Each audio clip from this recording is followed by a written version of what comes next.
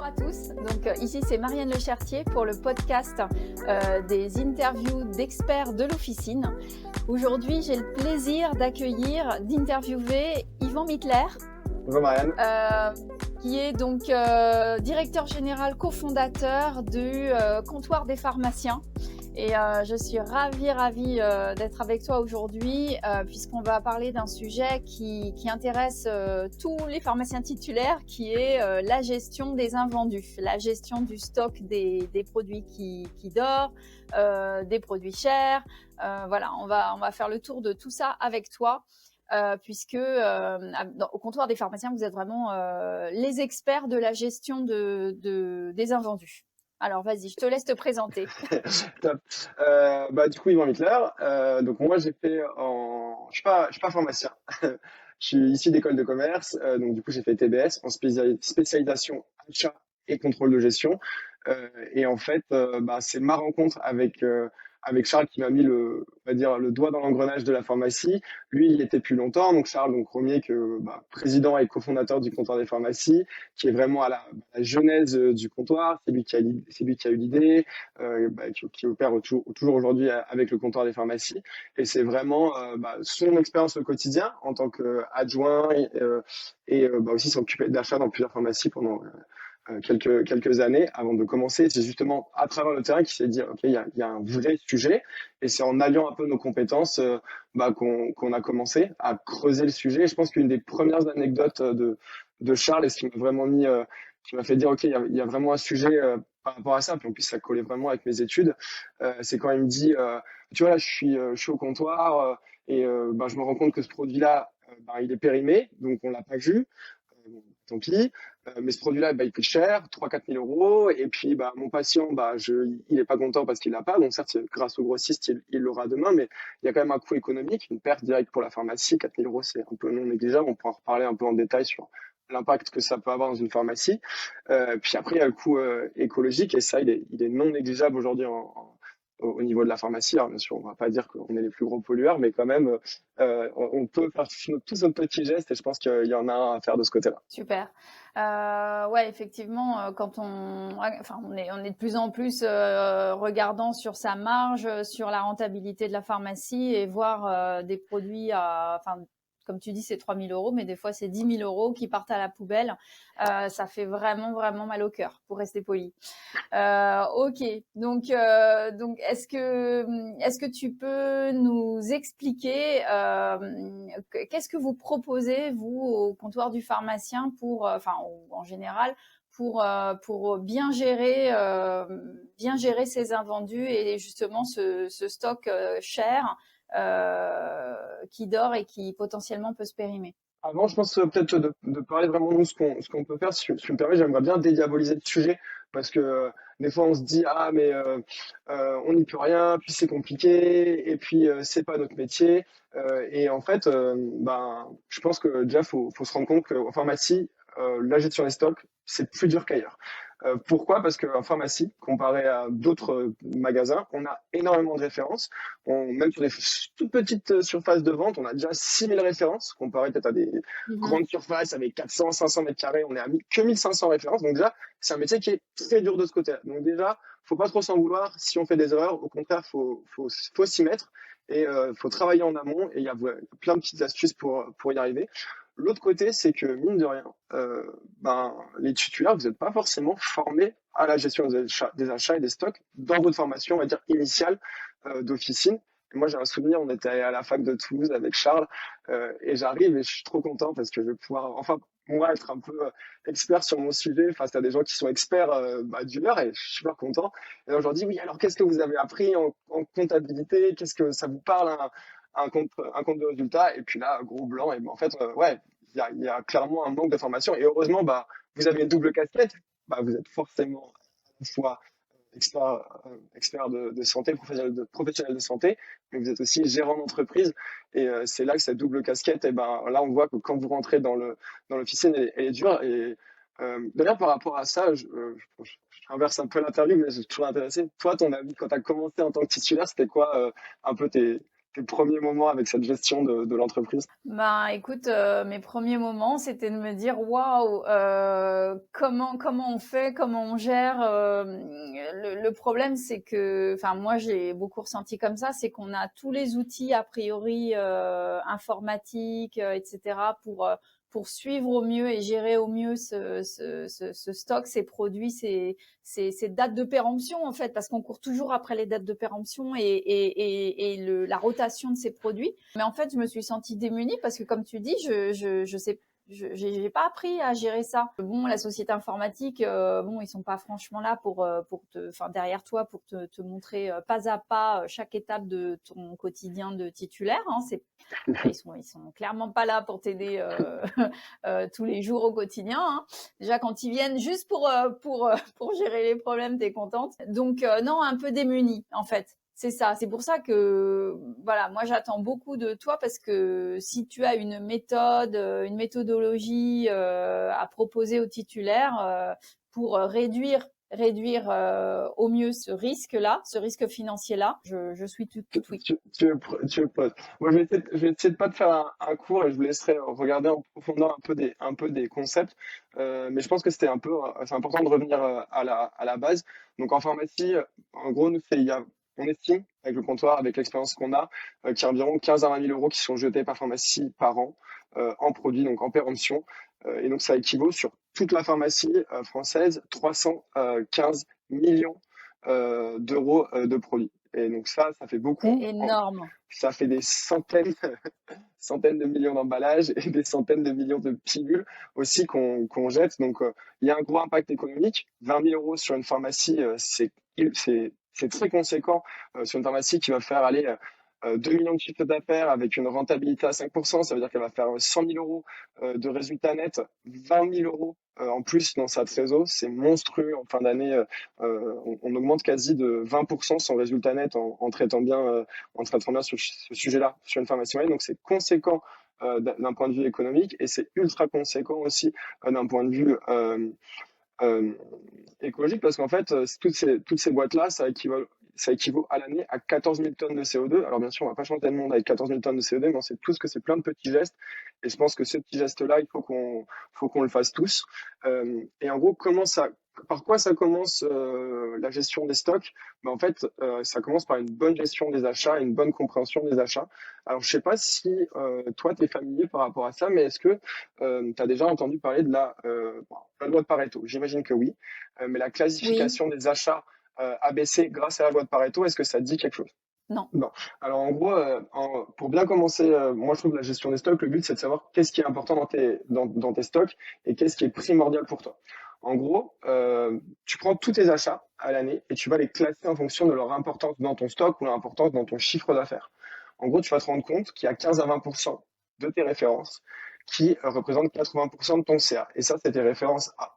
Tes références A, c'est tes indispensables. C'est ce que tu vas te vendre tous les jours, qu'il faut absolument que tu aies une gestion des stocks rigoureuse et surtout que tu aies une gestion des stocks qui te permette à ton patient de toujours avoir son produit. Et ça, tu sais très bien à quel point c'est important, la satisfaction client. Et c'est souvent ce qu'on a un peu la contrebalance. Si tu as trop peu de stock, et ben du coup, tu ne gères pas cette satisfaction client. Voilà. Et donc là, les produits A, ça, quoi qu'il arrive, il faut que tu sois hyper rigoureux là-dessus. Tu vas les vendre tous les jours, c'est 80% de ton business. Ça, en plus, ça représente pas beaucoup de références. Donc, on est chanceux sur les fameux 6 000 rêves du départ. Il y en a que 600 à peu près qu'il faut bien gérer comme ça.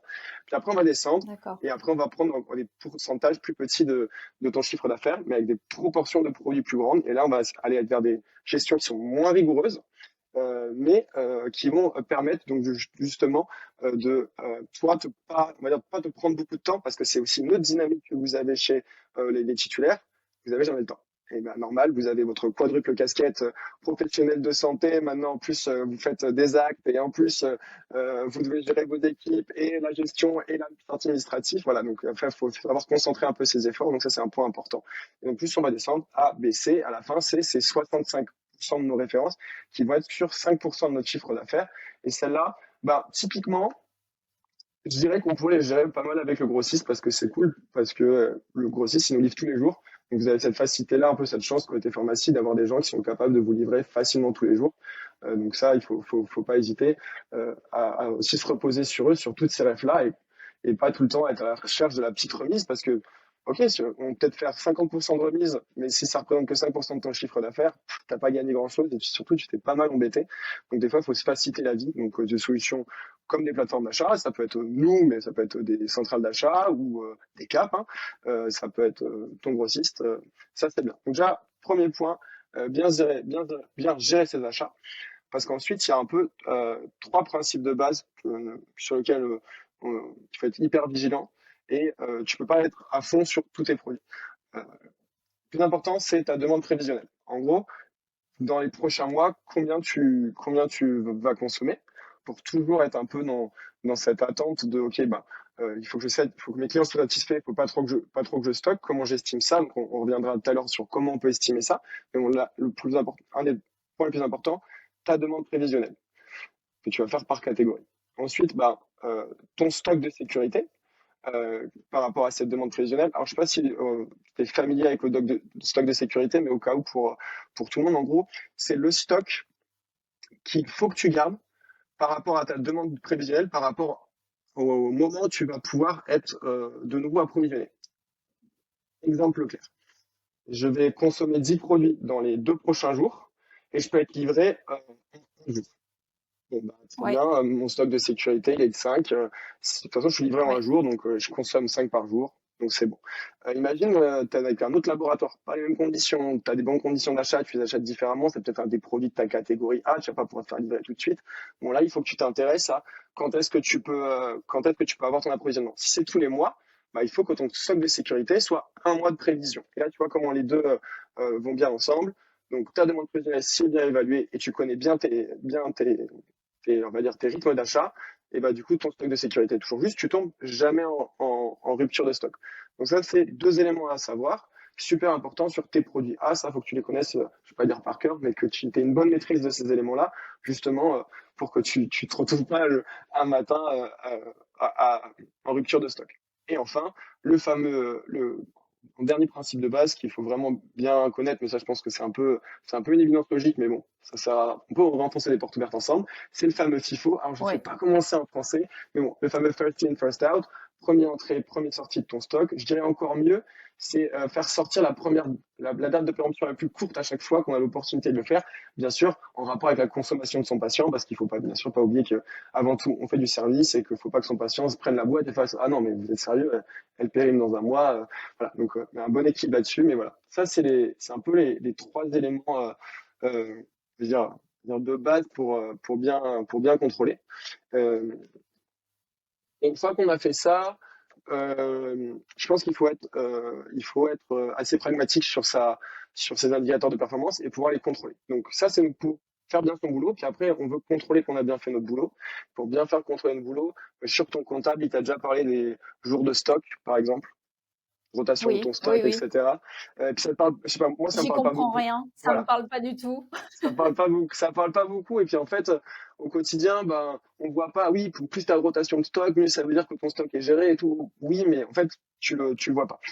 Moi, ce que j'aime bien, c'est d'avoir des indicateurs un peu plus opérationnels et que tu peux contrôler presque tous les jours. Euh, un, un élément que j'aime bien, moi, c'est le taux de rupture de stock. Donc, c'est à chaque fois qu'un patient vient et te dit, ah bah, j'ai pas ce produit-là. Bah, presque, faut mettre une coche. Ok, bah, aujourd'hui, on a eu une rupture de stock, deux ruptures de stock, trois ruptures de stock. Si on arrive à le faire par produit, là, on est encore mieux. Parce que, par exemple, si on a des ruptures de stock sur nos produits A, ou la grosse alerte, ça, c'est vraiment pas bien. On n'a pas le droit d'avoir des ruptures de stock sur nos produits A. Et là, tu vois comment tout est un peu en train de rentrer ensemble et que tout est bien connecté. Et du coup, pareil. Si tu as une rupture de stock sur ton produit C, bon, c'est pas si grave que ça. C'est dommage, mais tu peux pas avoir tous les produits du monde. Et là, ça te permet de savoir que si tu as une rupture de stock pas très importante ou une rupture de stock très importante. Et du coup, ça te permet à ton équipe, opérationnellement, de comprendre ce qu'ils font. Est-ce qu'on a été bon dans nos achats? Et toi, en tant que titulaire, est-ce que tu as raté beaucoup d'opportunités? Parce que la gestion des stocks, c'est toujours ça. Beaucoup de stocks, tu rates aucune opportunité et tu es vraiment tout le temps au top au niveau service. Mais par contre, ça a un coût. Et ça, Mm. on pourra en parler aussi de ce coût du stock parce que souvent on se dit ah mais c'est pas grave, j'ai beaucoup de stock, j'ai 200 000 euros de stock. Je vais te montrer combien ça te coûte 200 000 euros de stock. Après, tu verras. Et l'autre indicateur que j'aime bien, moi, c'est euh, ton volume de stock par rapport à ton chiffre d'affaires. En gros, Oui, en pharma, je crois qu'en moyenne, vous avez 10% oui, ça, 10% de votre CA qui est en stock. Donc, en gros, si ton niveau à stock actuel que tu peux choper généralement dans ton LGO est autour de 10%, bah, vaut mieux être en dessous. Comme tu es en dessous de la moyenne, t'es bien. Et ben là, tu sais que globalement, t'as pas trop de stock par rapport au reste de la profession. C'est les indicateurs que toi, tu utilisais au quotidien ou t'en avais pas? Moi, j'avais tendance à un peu surstocker, j'avoue. Voilà. Bon, après, parce que j'achetais seule et que faire de la rétrocession et tout, c'était pas mon truc du tout. Donc forcément, fatalement, j'ai acheté beaucoup. Mais bon, voilà. Bon, en anecdote, au moment du Covid, j'ai fortement baissé mes achats en para, en Bien OTC, sûr. etc. Et j'ai vraiment liquidé tout ce qu'on avait dans la pharmacie. Et tout d'un coup, j'ai vu, mais ouh, la trésorerie qui faisait un bond en l'air alors que le chiffre d'affaires était plutôt en baisse. Bon, donc voilà, c'est là qu'on voit l'impact sur la trésorerie de ces achats. Hein. Ça peut aller très vite dans un sens comme dans l'autre. Ah, mais clairement, clairement. Et d'ailleurs, bah, nous, c'est un peu comme ça aussi enfin, que le comptoir des pharmacies a vraiment accéléré. C'est quand on s'est rendu compte sur des petites pharmacies, je m'en rappellerai toujours, je n'aurai pas son nom de famille, mais c'est Julie, si elle écoute, et bah, je suis très content, qui bah, nous a dit, vous avez sauvé ma pharma, en fait, parce qu'en fait, elle avait énormément de stock, aucun moyen de l'écouler. Et puis, on est arrivé. On a fait, OK, bon, bah, elle me fait, je peux plus acheter chez le grossiste, je suis interdit bancaire, presque, c'est la fin du monde, quoi.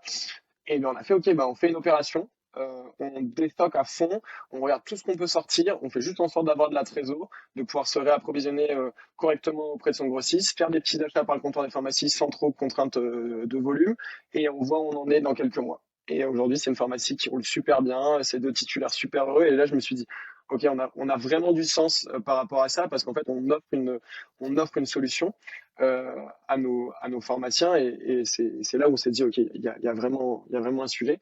Tu parlais de, tu parlais de bons et de fluctuation de la trésorerie que ça peut avoir. Donc, Oui. en gros, on reprend en exemple la pharma dont on évoquait tout à l'heure. Donc, c'est une pharmacie qui fait 2 millions. Pour que ce soit plus simple, c'est pas très loin en plus de la pharmacie moyenne, mais en gros, elle va avoir, donc on disait 10% de son CA euh, en, en stock. Donc, elle a environ 200 000 euros en stock. Donc, 200 000 euros, si tu les places, attends, une petite question avant ça. Quand tu as remboursé ta pharmacie, quand tu as emprunté, pendant combien de temps? 12 ans, c'est ça? 7, 12 ans? Moi, j'avais pris 15 ans. 15 ans, ok. Bon, je vais pas faire les intérêts composés sur 15 ans, j'ai 12 en tête, donc on va prendre 12. Mais en Mais gros, c'est 12 ans en général. ouais, c'est ça, 99% je du crois que temps, c'est c'est 12 12 ans. ans. Ouais. En gros, si tu places t'as zéro stock et tu places tes 200 000 euros tous les ans à la banque sur un compte sans risque quasiment et que qui est rémunéré quasiment rien du tout. Hein. 5%, c'est moins que l'inflation. Enfin, 5%. 0,5%, donc moins que l'inflation. Ouais, À la parce que fin de ces 12 5%, ans, je veux bien que tu me donnes le filon. oui, moi aussi, je le prends le filon. Mais en gros, à la fin de tout ça, avec les intérêts composés, tu as quand même 80 000 euros de Ouais, trésor en plus. Donc, c'est-à-dire que immobiliser de l'argent dans son stock, c'est une perte d'opportunité aussi par rapport à ça. C'est-à-dire que toute la trésor, c'est une super belle manière de voir le coût de stockage de manière très simple, au-delà des assurances, du local que tu as besoin, de la manutention, qui font partie intégrante du coût de stockage. Mais juste en faisant ça, en fait, si tu places une partie de ton stock, au lieu de le placer dans ton stock, tu le places en trésor, bah, à la fin de tes 12 ans, c'est 80 000 euros. 80 000 euros sur notre fameuse pharmacie qui faisait donc du coup 100 000 euros de résultats nets à l'année. En fait, elle s'est fait quasiment une année de plus de bénéfices à la fin de ces 12 années d'opération, quoi. Donc c'est quand même assez conséquent pour elle. Et ok, bon, c'est un peu utopique de dire que tu vas avoir 0 euros de trésorerie, donc en disant que tu arrives à baisser de 40%. Même en baissant de 40%, tu vas avoir du coup 80 000 que tu vas pouvoir remobiliser sur du bancaire. Et là, tu es déjà, à la fin de tes 12 ans, 30 000 euros de plus en intérêt composé. J'ai pas donné ces chiffres-là, c'est pour aussi un peu interpeller sur, OK, je vais surstocker, mais c'était quoi le coût du surstockage? Bah, il y a un coût réel et tu peux vraiment venir optimiser ça. Et puis en plus, sans parler bah, de l'infrastructure que ça peut te prendre, bah, certains, ça va être des robots, d'autres, ça va être juste de la manutention. Bon, c'est quand même conséquent, il faut quand même le prendre en compte. Et d'autant plus avec un sujet que tu évoquais ben, dans ton dernier podcast, avec, j'ai plus le nom en tête. Bon, en tout cas, le Sur les CEO de. achats? Ouais, non, c'était sur le maillage territorial. T'évoquais avec un Ah, monsieur, celui avec de longue vue, Antoine Garnier. Antoine Antoine Garnier, Garnier. la longue vue. Voilà, que j'ai regardé, il parlait des fermetures des pharmacies et je me dis, ouais, mais il y a quand même un sujet aussi. Il a parlé beaucoup de, de l'attractivité du métier, l'attractivité du territoire. Et puis il y a aussi cette on va dire, santé financière des officines qu'il évoquait. Et je pense que voilà, faut aussi qu'on se rende compte que bien gérer ses achats, bien gérer son stock, bah, ça apporte de la sérénité. Donc voilà un peu, je suis un peu à mon moment, je vous interpelle tous. Et si tu veux, on peut peut-être parler un peu un peu des astuces pour trouver ces produits surstockés et invendus. Je sais pas, donc toi, Ouais. toi tu utilisais ton LGO principalement, j'imagine? Oui, moi, pour répondre à ta question, j'utilisais mon LGO qui me sortait des listings, en fait, des produits qui allaient se périmer sous 3 mois ou sous 6 mois. Et on allait un peu à la pêche au périmable, en essayant en mettant alors je sais pas, c'est la méthode super ancestrale, hein, si ça se trouve, mais j'ai rien connu d'autre avant. On mettait des mots sur l'ordinateur, sur les fiches produits pour alerter l'équipe il y avait une boîte qui restait dans le robot, qui allait se périmer, qu'il fallait vendre celle-ci plutôt qu'une autre. Mais malgré tout, on se retrouvait toujours avec des périmés, quoi. Et comme tu dis, il faut être bienveillant envers soi-même et se dire que on fait le maximum et que c'est difficile, hein, on n'a pas un métier facile. Mais quand on voit tout ce stock et cet argent foutu par la fenêtre à la poubelle, ça nous fait mal au cœur. Ouais, forcément. Bon, déjà, t'avais pas mal, enfin, t'avais de la chance, je pense, par rapport à d'autres. Donc, t'avais un robot qui t'enregistrait tes dates de péremption dans ton LGO, si j'ai bien compris. Oui, en partie. Pas pour tout, Ok, parce que en par partie. exemple, pour tout ce qui Oui, est froid, ouais, les produits les plus chers dans le frigo, on en avait quand même, hein. ouais. Donc, en fait, ça te faisait une grosse partie de ton médicament, une partie de ton OTC, j'imagine. Ça faisait ça à peu près? Oui, oui. Ouais, ok. Et Bon, après, il bah, fallait ça, aller à la chasse dans les rayons, à la chasse au ouais, périmé dans les rayons pour la para. exactement. Et ça, c'est hyper chronophage. Et là, on se retrouve à prendre beaucoup de temps. Bah, en gros, le monde idéal, et ça, aujourd'hui, ça se fait pas encore, mais c'est un peu trop chronophage, mais monde idéal, tu enregistres tout dans ton LGO. Tes dates de péremption, tous tes produits, ligne par ligne, tu enregistres tout dans ton LGO. Donc, soit tu as ton robot qui peut te le faire, ou alors tu le fais à l'entrée. Et ça, bah, je ne sais pas à quel point on peut s'organiser en pharmacie pour le faire. Moi, ça me paraît aujourd'hui infaisable avec le métier parce que vous avez juste Ouais, trop de produits et ça prend trop de temps. Donc, je pense qu'il faut qu'on ouais. réfléchisse à des mécaniques. Ouais, Yvan, on disait que l'idéal ce serait à l'entrée de chacun des produits de pouvoir rentrer la date de péremption, mais en fait, dans l'absolu, c'est impossible. Donc, à part avec les nouveaux data matrix là et la sérialisation, je sais pas ce qu'il en est, mais c'était censé aussi servir à ça, me semble-t-il. Qu'est-ce qu'on peut faire? Parce Ils qu'on peut sont... pas demander aux préparatrices de rentrer code par code, c'est pas possible. Non, c'est pas possible. Alors, du coup, je pense qu'il faut à terme, qu'avec tous les fournisseurs, que ça soit le comptoir, le grossiste et tout, qu'on soit plus exigeant d'avoir ça, d'avoir faire rentrer par du pharma ML. Enfin, on a énormément de technologies aujourd'hui qui sont appliquées dans d'autres secteurs. Je pense notamment en grande distrib, c'est sûr qu'on a des secteurs qu'on a vachement audités de notre côté pour voir comment ils travaillaient sur ces sujets-là et justement pas tomber. On n'a pas besoin de réinventer la roue à chaque fois. Donc il y a des choses à faire, mais en attendant, on peut ruser. Alors, on a deux ruses au comptoir des pharmacies pour trouver les produits. Donc la première, c'est tout ce qui est invendu. Quand un produit est invendu entre 6 mois et 12 mois, et ben là, faut le sortir. Il y a 80% de chances, 84% de chances que le produit va arriver en périmé ou que le produit tout simplement va jamais sortir. Il peut y avoir plein de raisons, il est oublié, donc du coup, il fallait le retrouver. Peut-être qu'on ne le conseille jamais parce que en fait, personne ne l'aime dans l'équipe, on n'en sait rien. Peut-être que en fait, le patient ne vient plus. 6 mois, déjà, gros signal d'alerte. 12 mois, Ok. ça veut dire qu'on a fait toutes les saisons, on a fait toute une année, on peut pas dire il y a de la saisonnalité, on peut plus rien dire. Le produit ne sera pas vendu. S'il n'y a pas de vente en 12 mois, grosse alerte, on va chercher son produit, on regarde où il en est. Là, on regarde la date de péremption et là, globalement, il faut remobiliser le produit. Et donc, d'abord, on va parler de comment on identifie, puis après, on parlera de comment on peut remobiliser. Et, euh, et ensuite, la deuxième stratégie, donc la deuxième ruse, c'est tout simplement de regarder la couverture de stock. Donc, en gros, donc on revient un peu à notre histoire de stock de sécurité qu'on évoquait auparavant. Donc, tous les mois, on vend euh, 10 produits. Nous, on va considérer au comptoir qu'il ne faut pas avoir plus de 4 mois de stock. Donc 10 fois 4, 40 boîtes. Par exemple, dans le cas que je viens d'évoquer. Et donc, du coup, là, on sait que si globalement, on a une couverture de stock de plus de 4 mois, c'est qu'il faut aller regarder. Alors, on peut placer le curseur différemment, on peut dire 6, on peut dire 8, un peu en fonction de vos achats, parce qu'il y a des pharmacies forcément qui vont acheter par semestre, donc il ne faut pas non plus tomber dans des, dans des mauvaises hypothèses. Mais en gros, on peut dire 6 dans ce cas, si on a plus de 6 mois de couverture de stock, faut aller voir.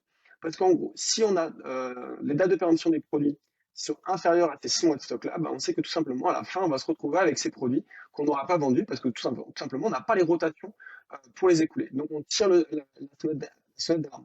En fait, avec ces deux ruses-là, déjà, on peut éviter énormément de produits et en fait, on ne se retrouve pas à regarder son stock tous les mois. En fait, une fois par mois, on regarde ses invendus, on regarde les produits sur lesquels on surstocke et on va regarder les différentes dates de péremption.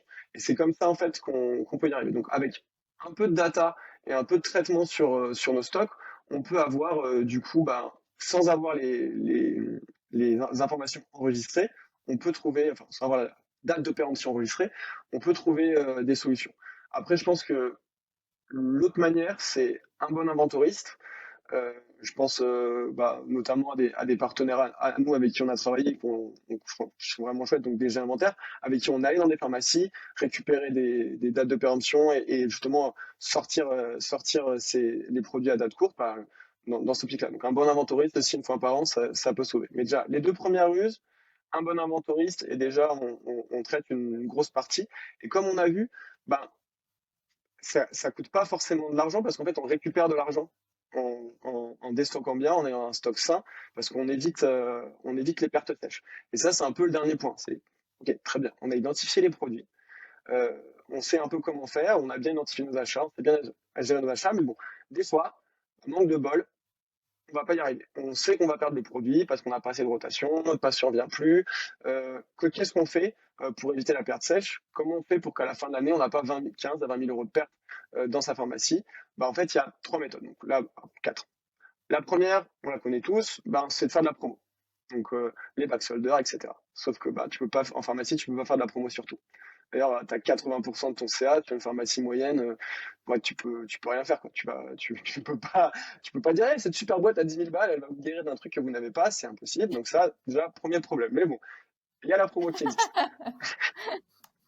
Prévenir son équipe aussi, je pense que c'est important, que tu l'évoquais tout à l'heure, mettre les messages, que l'équipe soit vigilant pour qu'elle conseille correctement les patients et se dire, ah tiens, on a ce produit-là quand même sur ces deux-là. Bon, si ça correspond aux deux, pourquoi pas? Si c'est sur de la para, encore plus.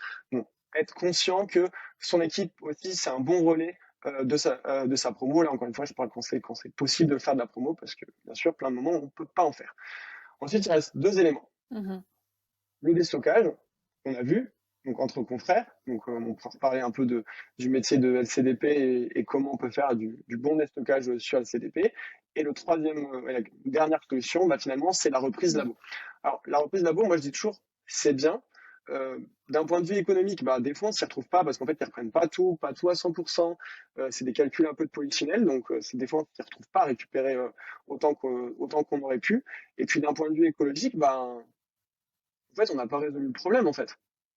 En fait, on est toujours en train de détruire les produits parce que le labo, s'il reprend un C'est produit clair. périmé, il ne pourra rien en faire non plus, en fait. Donc, on résout pas tout. Et en plus, la partie économique, je suis pas sûr qu'on la résout aussi bien. Mais c'est toujours une solution et il ne faut pas la négliger parce que faut éviter par Non. tous les moyens la En, perte sèche et la perte en- économique.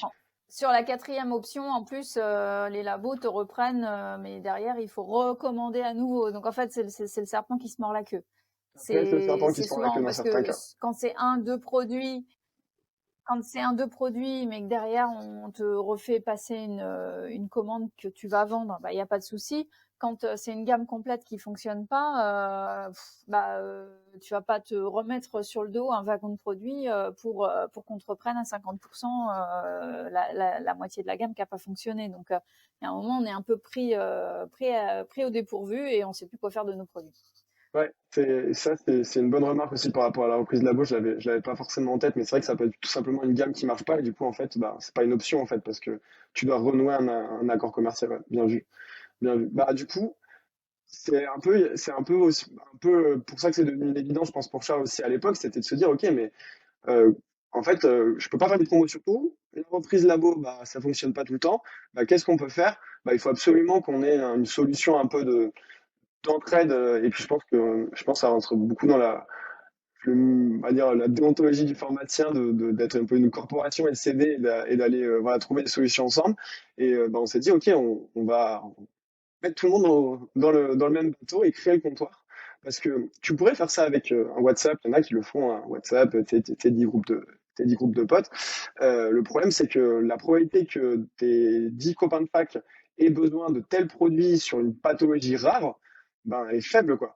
Par contre, quand tu arrives à faire 10 000 pharmacies, et aujourd'hui c'est le nombre de pharmaciens qui sont sur le comptoir des pharmacies, ben, on multiplie cette probabilité bah, par 1000 du coup. Et ça, c'est ça vraiment la force du comptoir. Et on le voit d'ailleurs, au début du comptoir, quand on n'était pas nombreux, ça marchait pas aussi bien. Le comptoir des pharmacies, là, par rapport au paiement, il y a deux choses qui sont importantes. Un, on va garantir le paiement, donc il n'y a pas de défaut de paiement possible avec une pharmacie. Et à réception du produit, qui normalement se fait en 24 heures ou en 48 si tu en expédies le lendemain, donc généralement voilà, 48 et 72 heures, expédition faite, tu es payé 2 jours plus tard. Donc, globalement, en 5 jours, tu reçois, à partir du moment où la commande a été émise, tu reçois ta vente. Donc, du coup, on s'occupe du paiement, on s'occupe de la facturation, on s'occupe aussi du transport, ce qui est quand même super important parce que donc, nous, on prend en charge en officine et on livre uniquement des officines. Donc aussi, on évite une sortie du circuit pharmaceutique parce qu'on passe par du coup par Chronomédical qui est notre partenaire sur la partie transport et qui s'assure aussi que bah on a une bonne traçabilité de nos colis, on sait où on va, on fait du suivi de l'eau, on fait du contrôle de facture pour que tout ça bah, soit fait dans les règles de l'art et qu'on se retrouve pas du coup avec des produits n'importe où parce qu'on joue pas avec des bonbons et surtout qu'on ne finisse pas avec des produits à la poubelle. Ce qu'on évoquait un peu tout du long, bah c'est comment on fait quand on n'a plus d'options, bah là le comptoir des pharmacies forcément peut intervenir. Et aussi, je te parlais des deux ruses qu'on évoquait tout à l'heure d'un point de vue données. Le comptoir des pharmacies le fait aujourd'hui. Nous, on peut se connecter à ton LGO et on peut te fournir ces listes-là quasi en temps réel. Donc en fait, tu peux traiter ton stock quasi en temps réel avec le comptoir des pharmacies, enfin au quotidien ou une fois par mois. Et du coup, bah, vraiment dans la gestion de tes achats et des stocks. Et ça aussi, c'est une des promesses du comptoir, c'est d'aller toujours plus loin dans l'accompagnement du pharmacien. Alors nous, on ne fera pas tout. On ne dira pas, on ne peut pas tout faire. On a un métier pour nous, c'est la gestion des achats et des stocks. C'est là-dessus qu'on veut vraiment être performant et aider le pharmacien. Je pense qu'il y a plein de belles boîtes pour faire plein de belles choses et nous, on se concentre là-dessus. Et on va apporter vraiment de l'accompagnement. Aller plus loin que juste être une plateforme. C'est ce qu'on a été pendant de nombreuses années. Aujourd'hui, cette plateforme, elle est là aussi pour être un soutien aux pharmaciens dans ces sujets-là. Donc, qu'on puisse nous appeler, qu'être conseillé par des experts sur les sujets bah, qu'on maîtrise. Maintenant, ça fait quand même 7 ans qu'on travaille sur ces sujets-là. Donc, c'est des sujets qu'on maîtrise bien au comptoir des pharmacies. Peut-être un petit mot de la fin. Je pense que, encore une fois, je vous parlais de dédiaboliser. C'est un peu de travail au début. Après, c'est juste de l'entretien et ça coûte. Faut s'y mettre. Et par contre, une fois qu'on y est dans une bonne gestion des achats, une bonne gestion des stocks, et ben c'est beaucoup plus facile. Et nous, au comptoir des pharmacies aujourd'hui, on a des équipes pour le faire. Donc bon, bah si vous voulez en tout cas être accompagné, vous pouvez nous appeler, on est dispo.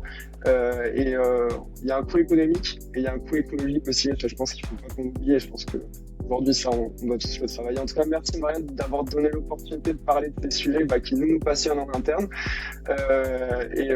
Et encore une fois, merci d'être un peu la voix de la pharmacie toi aussi pour nous permettre à tous de nous exprimer sur nos divers sujets. C'est important. Merci Marianne, à très vite. Au revoir. Salut.